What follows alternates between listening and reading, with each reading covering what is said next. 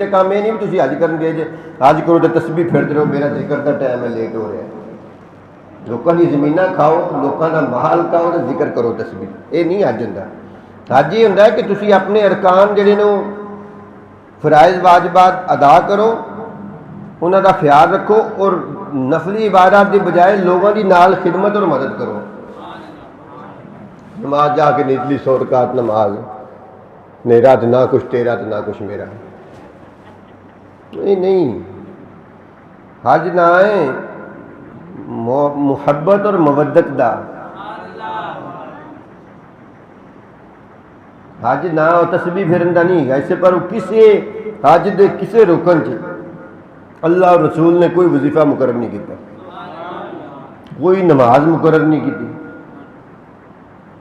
कोई तिलावत मुकर्रर नहीं की, कोई अमल मुकर्रर नहीं किया। वो सिर्फ हज ना है खास औकात दे विच खास मकामात दे उत्ते वक्त गुजारन का नाम। बाकी तुसी उस जिंदगी के जो मामूल है फराइज वाजिबात वही अदा करने, उस तो इलावा और कुछ नहीं तुहाडे जिम्मे है। तुसी खास अयाम दे विच खास मकामात दे उत्ते खास वक्त दे विच रहना है, बस इन्ना।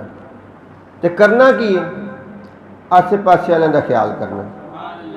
ख्याल ये नहीं करना आसे पासे वालों का भी सिगरेट पींदा पे इहदा हज नहीं है, ये बैठे चुगलियां करता पे मिनात अरफात इहदा भी हज नहीं है, देखो लोग बैठ के अल्लाह तौबा करते पे लम्मा पै सुता इहदा भी हज नहीं है, ये वाशरूम गया सी उत्थे जाके 2 बंदे ने धक्का दिता इहदा भी हज नहीं है, अगले की वारी छुड़ा के पिछले की छुड़ा के अगे वड़ गया सी इहदा भी हज नहीं है। ये बस जा पहले बैठा इहदा भी हज नहीं है, ये फलाना काम इन्हें पीछे किया फलाना आगे इहदा भी हज, ये नहीं वेखना। ना तुहाडी जिम्मेदारी है ना मेरी जिम्मेदारी है वेखन दी।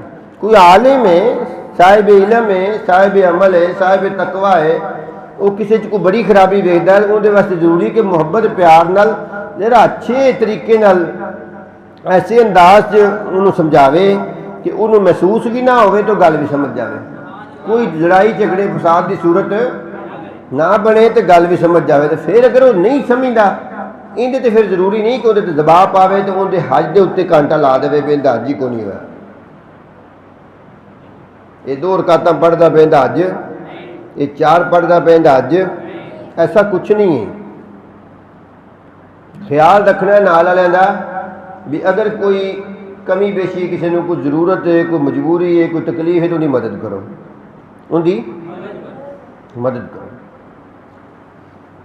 ताकि मुसलमानों की एक दूसरे के नाल मुहब्बत पैदा हो, एक दूसरे के नाल तल्लक पैदा हो, एक दूसरे का शर्म और हया पैदा हो, सारे एक दूसरे को एक वजूद समझन।